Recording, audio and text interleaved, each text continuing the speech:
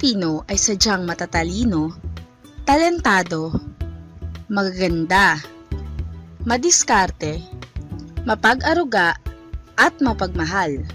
Subalit, bakit nga ba ang Pilipinas ay nabibilang pa din sa third world country? Bukod sa magagandang katangian na mayroon ng mga Pilipino, mayroon din silang mga ugali na pumipigil sa kanilang pag-unlad. Judgmental. Judgmental. Pagiging mahusga sa kapwa nila. Katamaran ko. Pagiging tamad natin. Tamad.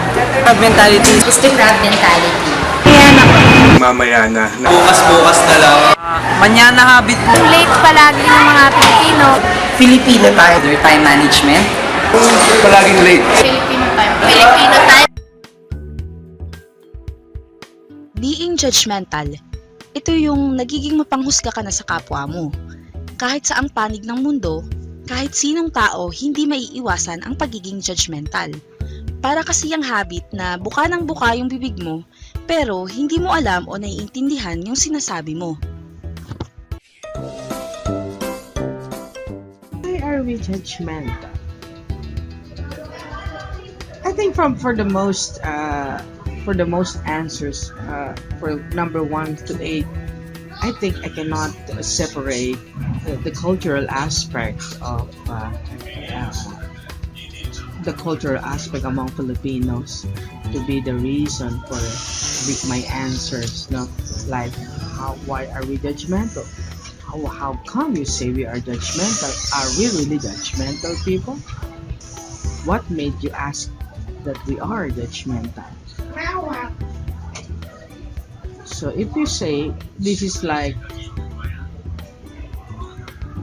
parang you're already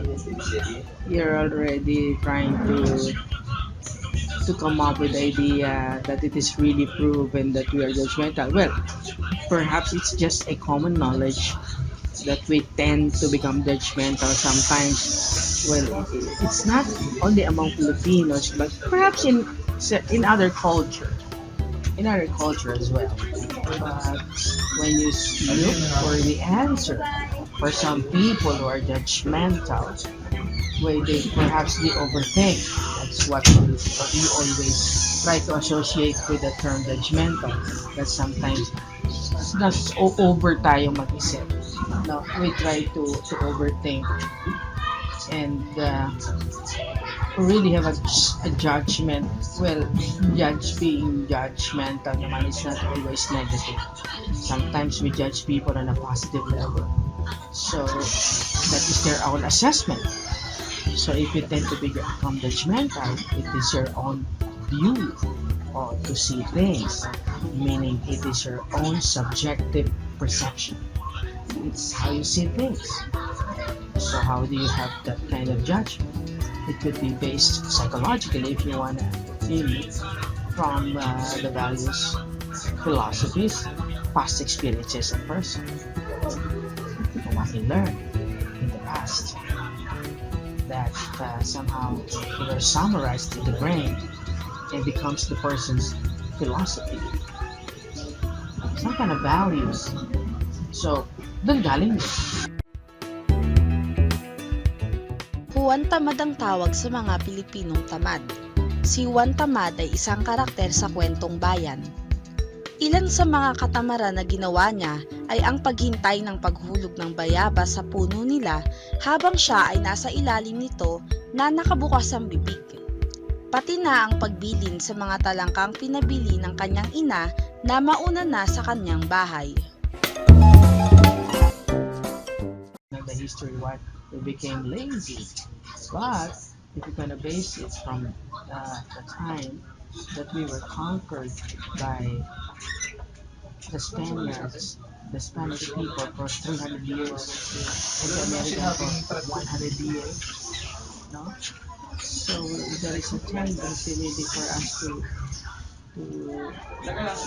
not to take the initiative on things. Kasi there are other people who are taking already the initiative, like those mga dayuhan. They were the ones, having the superior race to really reign in the country for many years. So parang tayo, We don't want to take the initiative. After all, there are other more superior people who would like to become leaders. So parang that's a tendency why we became passive. Ang crab mentality naman o mas kilala sa tawag na utak talangka ay nagsimula pa sa mga Kastila. Ito ay isang kaugalian na hindi kaaya-aya gaya ng paninirang puri, paggawa ng kwento sa kapwa, at inggit sa mga nakakaangat na kababayan. Ito ay ang paggawa ng mga bagay na makakapigil sa pag-unlad o dahilan ng pagbagsak ng isang tao. Our own culture that there are gusto nila tapakan ng ibang tao, gusto nila huwag umakyat doon sa ito napakasama ugali natin ito kitang kita lagi ito in any institution, in any in the family may favoritism sa trabaho may ganyan so bakit gano'n na nangyari kasi we allowed it. That's why you, the youth, maybe you got to discern fully the message why you're doing this. So in your own families, you should not allow crab mentality to become to come out from full awareness. So parang pugsain mo yun. You try to become instrumental. So it would fade away. Then, that's why you're trying to become aware of these negative values. So you won't practice it in your own families. I thought this is very nice. Okay? Mañana habit ang tawag sa ugaling bukas na lang. Ang prokrastinasyon o mañana habit ay isang bagay na karaniwang ginagawa ng karamihan lalo na ng mga mag-aaral. Gayunpaman, sila ay hindi nagkakaroon ng kamalayan na ito ay kanilang ginagawa. Ito ay pagpapaliban o pagpapasabukas ng isang mahalagang gawain. Ang prokrastinasyon ay mula sa salitang Latin na procrastinum na nangangahulugang defer or put off till tomorrow. Pro means in favor of, and crastinus on the other hand, which means of or belonging tomorrow. Saan ba galing yung mañana? Nakita mo naman yon from the time of the Spanish. Sabi, mañana habit, yung Indio, Filipino. So, parang we learn it because people would superimpose that we are like that. So, ayun. It has become a habit. Parang ayoko. I won't take the initiative. I would rather do it. I'd like to procrastinate. Procrastinate. That's what we learned from our ninuno, from our ancestors. Naging bahagi na ng kulturang Pilipino ang ugaling Filipino time. Kilalang-kilala ang Filipino time o ang reputasyon ng pagiging huli ng mga Pilipino sa mga itinakdang oras. Sa lahat ng mga transaksyon sa buhay ng Pinoy, hilig din nila sa huling hirit o last minute. Kaya lalong nagtatagal at nagiging komplikado ang isang gawain. Ayon kay Mario Raimundo, ang punong inhinyero ng Astronomical Observation and Time Service Unit ng Pag-asa, ang madalas na pagkahuli ng mga bagay-bagay ay magdudulot ng maraming mga masasayang na pagkakataon. Kasi nga, we're not that disciplined yet. You see the mañana habit. These are accumulation of all negative values of the Filipinos that really needs to be stopped. Gotta put an end to it. Kasi you see in the studies how many billions of dollars are wasted just for traffic. So much more for this Filipino time. I hate this Filipino time kasi I always be on time. Base sa survey na aming nakalap, ang pagiging judgmental, tamad, utak talangka, mañana habit, at Filipino time ay ang ilan lamang sa mga negatibong kaugalian ng mga Pilipino. Ang ilan sa mga naging kasagutan pa ng mga respondent namin ay ang pagiging matampuhin o balat sibuyas, madamot, inggitero, walang disiplina, mayabang, negative thinker, palaasa, close-minded, ningas-kugon, pikon, sinungaling, at pagiging tsismoso o tsismosa ng mga Pilipino. Our own choices. It will emerge for our own, the choices that we make in our life. If we want to stop this, then we have the full judgment that we want to stop and decide that we want to stop, then that becomes our choice. We can do it, why not? Maybe right now, medyo maganda na yung ating economy. I think a little slowly we can get to this, no? Should we wish, should we choose to do it, there's nothing impossible.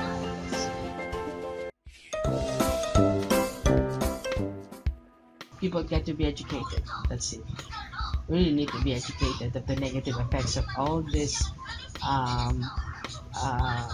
values that and mores that that has been what are these doing in our country is putting it into a bad light, like we're not improving economically, and people would always steal the money, they would always do something bad to our country. So we have to wake up. We really need to wake up and admit that we have these flaws as values, and we need to change. We need to unite. We need the changes that will be coming from each of us. It is a huge, enormous job, but we can do it individually. Why can't we slowly do it individually? Again, it is our choice, and should we like to have the right choice, and for us to never again be pulled down one another. We try to say something good to other people, be God-fearing, God-loving. That's it. Do good to others and be good citizens. So parang tayo mismo, as part of the society, tayo yung mismo dapat magtutulungan. Gawin na lang natin silang inspiration para marating din natin kung ano yung meron sila. Time management. Ang solution dyan is discipline talaga. Ang solusyon po doon, magsipag po tayo para umangat po lalo yung buhay natin. Siguro humanap tayo ng mga inspirasyon para sa mga kagawa natin. So, para sipagin tayo. Bigay ng oras o maglaan ng oras sa kung anong mas importante. Oo, kamatayan, ganun. Patay na lahat ng mga mapanghusgang tao. Hindi, ang solusyon doon is yung tingnan mo muna yung sarili mo bago yung ibang tao. Kasi hindi mo pwedeng husgahan ng ibang tao kapag hindi mo alam kung ano sarili mong pagkakamali. Masasabi man na maraming taglay na negatibong kaugalian ang mga Pilipino, ay hindi naman mawawala ang magagandang ugali na namana nila mula pa sa kanilang mga ninuno. Hindi lang sa likas na yaman masagana ang bansang Pilipinas, kundi pati na rin sa kulturang Pilipino. Hindi maikakaila na ang mga Pilipino ang pinaka-hospitable na tao sa mundo. Kilala sila sa pagiging hospitable sa mga bumibisita sa kanilang bansa. Magagalang din ang mga Pilipino sapagkat hindi nila nakakalimutan ang po at opo sa tuwing may kausap sila na mas nakakatanda sa kanila. Kilala rin sila sa pagiging family-oriented at higit sa lahat, malakas ang pananampalataya ng mga Pilipino. Ayon nga sa kasabihan, change is the only permanent thing in this world. May solusyon sa bawat problema kung gugustuhin mo itong maresolba. May mga paraan na maaaring gawin para mabago ang mga negatibong ugali. Maging responsible at simulan ito sa sarili mo sapagkat nasa kamay ng bawat mamamayan ang pag-unlad ng isang bansa.